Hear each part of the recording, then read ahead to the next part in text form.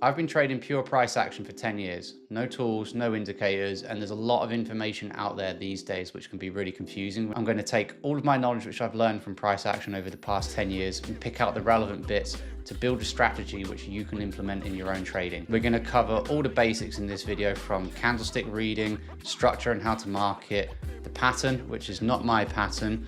It is all over the place. You've probably seen it before, and I genuinely actually trade this pattern. I use it every single week. So in this video series, this is level 1, this is the beginner level, this is where we cover the basics, and I'm going to give you a 2R strategy which you can implement whether you're completely new to price action trading or you have a little bit of experience with it and need a refresher. And I'm going to talk a little bit about the psychological side of it at the end and give you a little bit of homework to help you build the building blocks to improve your knowledge with price action trading. Level 1 is a little bit like learning to play Twinkle Twinkle Little Star on the piano before you can then move on to Beethoven. I don't want to overcomplicate things, so I am just going to keep it very basic with the trend continuations, and then we can look to the intermediate and the advanced sections to go into those nuances. The good thing about price action trading is that it works on any market, on any time frame, so it doesn't matter what you're involved in at the moment, this is going to be relevant to you. So let's get into it. Starting with the absolute basics, we're going to look at how the candle is actually formed, and this should be in any beginner course basically, and I'm sure you probably already know it, but I'm going to cover it because it is relevant information for the strategy. So we'll look at the open, the high, the low, and the close. These are marked out on absolutely every single candle, of course. A short example and a long example with a candle in between, so it may just make a little bit more sense to those that are new to the concept. What I find important about candlesticks isn't necessarily local engulfs, although that information is key. I'm more interested in engulfing candles when they engulf a structure. So in this particular instance that we're looking at now, the bullish candle is engulfing the bearish candle. A lot of people will look at this as a way to go long or a reason to go long. If I just add a little bit of context to this situation, we have a bit more of a downtrend here. So taking that into consideration, an engulfing candle that engulfs a bearish candle, some people would look at that as a reversal point and a place to go long. But again, I like to add a little bit more structure to that because this could easily just reverse. In this inverted example where we're going long, not only is the engulfing candle engulfing previous candles, it is also engulfing the structure which was formed. That's basically the key thing that I look at when looking at engulfing candles. That's how I read that information.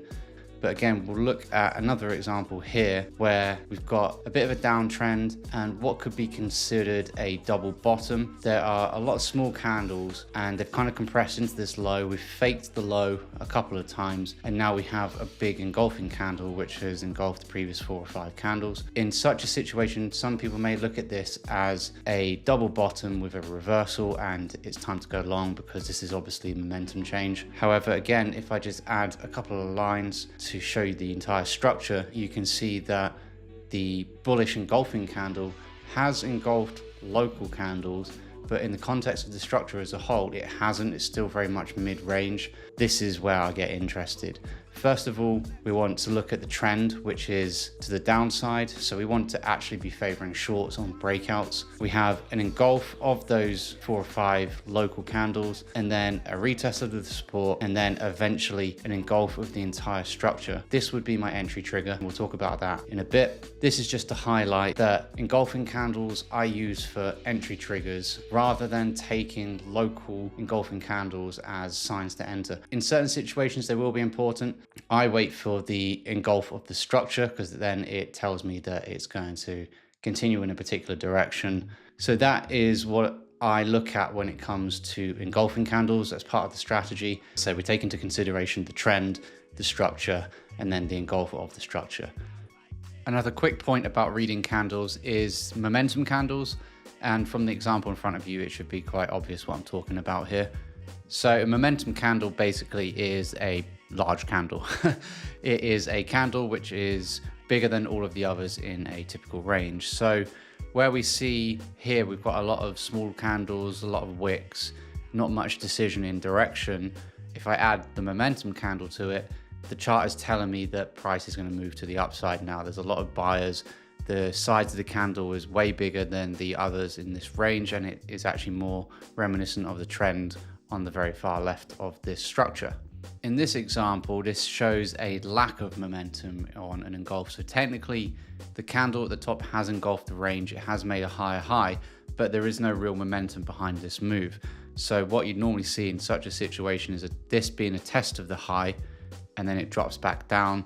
And then when we want to enter, particularly at market, we want a big, strong candle like this, a momentum candle. Even if you're not entering the breakout at market, and you're going to be looking to retest the range and enter there on a limit order, this particular candle will tell you that there's a lot of strength in this level. There's a lot of buying and it should hold. There should be enough support for it.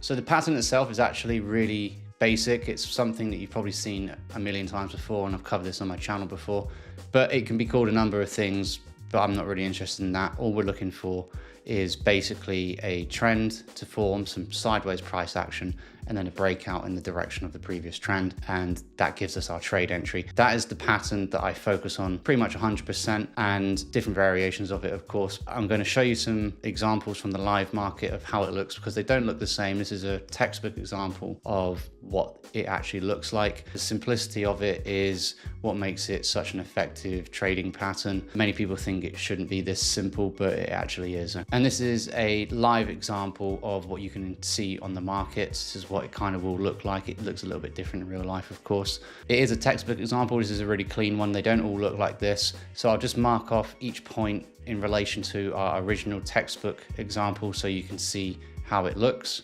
So we have the original trend high, the retrace, the first attempt of pushing up, a higher low, and then we have a higher high, and then we have a higher low again, and then we have the breakout, which for me would be the entry. Here is the next example. So they're not always as clean as the textbook example. If you focus purely on that textbook example, you'll be waiting longer, but you'll have a higher win rate. But as your price action reading improves, you'll start to see these things all over the place. So again, I'll just mark the higher highs, the higher lows, and the original trend and retrace, so you can see the range and you can see why I would take an entry on the breakout of this range. In regards to reading individual candles in the context of a structure, you can see here on this really nice example, it has opened, it has dropped down to form a low, meaning that sellers have tried to take control at resistance and push the price down, but it hasn't.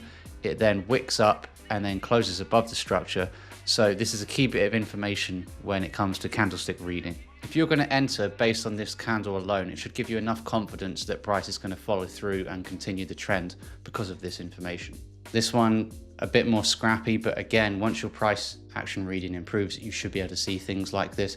I wouldn't particularly trade this example because the volume is quite low. And you can see if you go back in the video in comparison to the original example, this is not really price action that you'd want to trade. It's not very clean. The volume is very low and the breakout I wouldn't trust, but it's just to highlight that these things can look different. Sometimes it can look like this as well. You know, it can put in the high of the trend, the retrace, it can look to push higher and then fake out the lows before then continue on the uptrend. That low will catch out the people that have entered too early. And then on the previous example, which I talked about in the engulfing candle, you can see the exact same thing in a short. And again, it's scrappy, but if you look at the template example, you can see that it has these points. It's just not as clean as the textbook example. So essentially what we're looking for are 4 very clear steps. First step is a trend. This could be bullish, it could be bearish, but in this example, we're just going to look bullish. Secondly, we define the range, and the way I do this is once we have a trend high that's been put in, I'll look for a retrace, and then once that original high is tested, either tested or completely engulfed, I will mark the retrace low and the retrace point, and that is now my range. Third, we just wait for some sideways price action. We look for some higher lows, some higher highs, some signals from the market that it wants to continue up. And then step 4 is the textbook example, and this is really clean and is a way I would look to trade. An important thing to note here is that when the price action looks a bit like this, you're seeing in advance what you expect to happen next, and at this point you may look to enter the market with a stop below the range and look for the continuation even without that confirmation, because what could happen is a complete nuke to the downside, which is why I always wait for the candles to close. That's why I wait for the engulf of the range of the structure before I look to jump in, because you could have instances where the candle looks to push up and then wicks and then falls back down into the range, and you're caught with your pants down, basically looking to catch a long which is just put in a top. So I always wait for the candle to close before I enter the market. So we'll put this all into action for you so you can see if you fired up the charts on a Monday morning and this is what you're greeted with. We have some key bits of information that are going to tell us what we're looking for. First of all, we can see a big trend in price, which gives us a bias to look for longs only. We have a big retrace point and it comes down and forms a support. It has a little bit of a double bottom here and a series of higher highs and higher lows. So it's looking like it wants to push back up again. We just need to wait for our trend somewhere more locally and then we can look to get in. So what I'm going to do is in the next shot, just so you have your bearings, this is the window of price action which we'll be zooming in on. So what we want to see, as I said before, is a trend in price, which we get. And now we have a retrace and a push up. That is our range that's formed. It's the left shoulder of our range. So I'll just mark that next. So we have the range high and the range low. Our job now is to wait for sideways price action, basically, and that will tell us if we have an opportunity or not. It could be that it just rips to the upside and we have no way in and we have to wait for some sideways action a little bit higher. It could retrace from here and we have no opportunity, but the price action will tell us. That's why we have to wait for everything to form. So here's our pattern that we're looking out for, just as a reminder, and I will show you that as we go along. So here's the first attempt at breaking up. Can't push up. Comes down, puts a low in, which is confirmed as a higher low, and another test of the highs. Comes back down into the range, and again attempts to push up before coming back down. This is our next low. As you can see, the price action kind of bundles up together in this instance and this instance. I would count that all as 1 point each before looking for the next point. So there's a nice little gap that has formed, you can see, just kind of rounded things off, and the price action, when it is clean like this, is where the best opportunities come from. So next we put down another low before we get the engulf of the structure and the breakout. We have strong momentum, a high high after faking out the lows. So this is now for me an entry trigger, and this is how I would enter, or one of the ways I would enter. And that is at market. So once I see the close of that candle, once I see that this is not going down and this is definitely looking like it wants to break up, I'll enter at market on that candle and I will put my stop loss below the original low of the range. And I do this because even though the market has given me a signal of intent that it wants to push up, it can come back down into the range and maybe wick the lows as it did on that previous higher low. But it all depends on you. If you end up trading this pattern, sometimes you can get in a little bit tighter. It all depends on the actual pattern and the price action involved. But I've always found the safest bet is for that. With this particular strategy, you can aim for 2R, 2.5R. 2R is a good safe bet.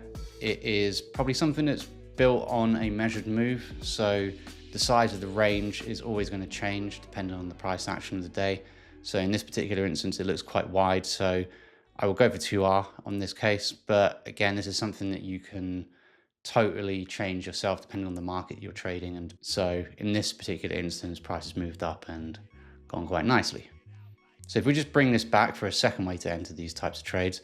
So let's say you've seen this as a signal of intent from the market that it wants to push up, but this is more confirmation for you. This is something you want to see before you get in. So what you can do is set a limit order on the range. You can add a little bit of padding because not always it comes down to the range.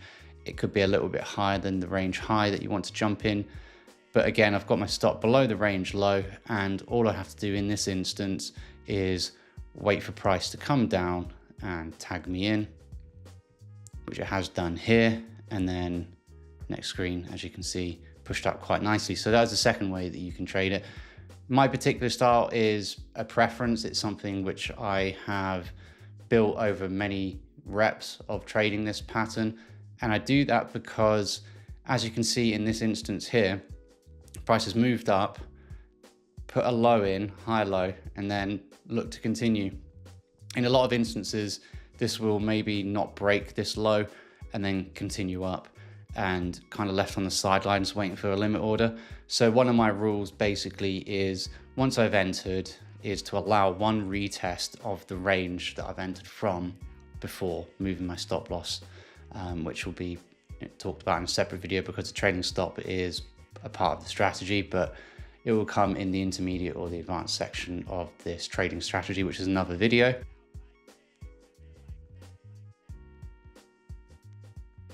So the next thing to talk about is where to trade these continuation patterns. Where I concentrate on them is highs and lows. So this red box is a supply zone, and you can see the range which we're looking to trade. So part of this trading strategy focuses on supply and demand trading. I incorporate supply and demand zones into all of my trading concepts and all of my technical analysis. Price action moves from demand to supply and from supply to demand. So if I just show you on the screen, the supply zone I've marked out here, and the demand zone I've marked out here at the bottom. And essentially all the demand zone is, in its simplest terms, price moves sideways and then breaks to the upside. And then a supply zone is price moves sideways and then breaks to the downside. That's all it is. That's all you need to focus on really for this pattern. But as you can see, the price action is going to move between the supply zone and the demand zone. So you want to trade around those points on the chart rather than the middle, which is more unreliable, unpredictable as well, and oftentimes is, as you can see here, not really providing an entry. It's always best to get at these points, because at these points decisions are made where price is either going to respect the trend or it's going to completely reverse, in which case you're going to get quite a decent move from it. So for those that don't know supply and demand trading, in a nutshell, basically what it is a consolidated area on the charts where buyers and sellers are kind of fighting it out until one of them gives away and then price breaks out from that range. So like I said before, price goes sideways and then breaks up, or it breaks down. It all depends on whether there are more buyers or sellers in that point. But at these points is where people are loading up essentially. And then after that is when you get the trend. So you kind of want to aim for these areas to look to get into. So this is where price just moves away very quickly, or in a reversal, it could be that a top has been put in. It's made several attempts to push up, but it's respecting the supply zone, it's respecting the resistance, and then drops down. And it actually drops down nicely into the demand zone. So if you're looking for short, because I've given you the long examples, this is what we would do. If you've come to the chart and you've seen this, you've seen that top get put in, and then price is now testing this demand zone. If we just change the chart a little bit so that we have in favor of us the overall trend, which is to the downside.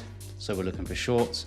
So at this point, we're looking for a continuation to the downside. So our job basically now is to wait for price to go sideways, mark out our range, and then wait for an entry trigger that matches the pattern, and then catch the breakdown. Okay, that's basically all the pattern is. Wait for that range at areas of supply and demand, normally at highs and lows. Wait for the price action to go sideways, and then look to continue the most local trend in line with the overall trend. Whatever's in control, you want to be trading with that direction. So like I said, in this case, it is short. Your job basically is to work out where on the charts to trade this pattern, because once you see them all over the place. This is the building blocks for price action trading. Seeing these areas of supply and demand, seeing these ranges, seeing how price interacts with them, seeing how price moves away from them. It'll be up to you to find out where best to trade these, where you'll find these patterns, where you want to implement your strategy, whether you want to take limit orders, whether you want to take market orders. It all comes down to you, your personality style, but this is the absolute fundamental of price action trading, in my opinion. I used to say to my students back in the day that with this, just go on TradingView, just take the square box tool and just for homework, mark up a load of supply and demand zones just to train your eye. Do it for a few days, a couple of weeks, whatever the case is for you to start ingraining it into your mind. And then over time, you'll start to see which ones are more effective, which ones are not really worth your time.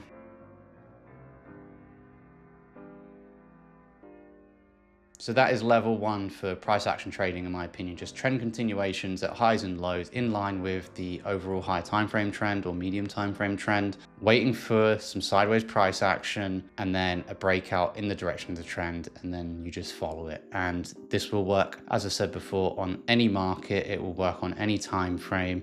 Once you nail this down, it will elevate your trading and it will elevate your confidence in not only looking at charts, but your ability to constantly evolve and adapt as the market changes over time.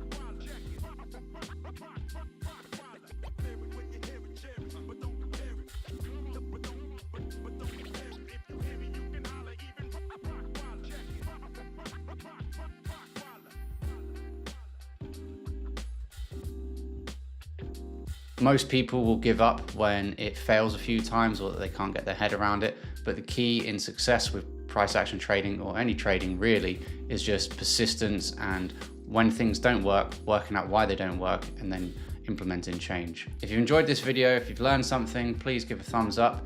If you've got any questions, let me know in the comments below and I will get back to you. You can move on to the intermediate and the advanced videos where I'm going to be talking about more nuance around this pattern, such as reversals, such as retraces, such as implementing different time frames, and trading when the pattern fails, so you can go on the opposite side of it. Thanks guys, take care. Your next video is here somewhere.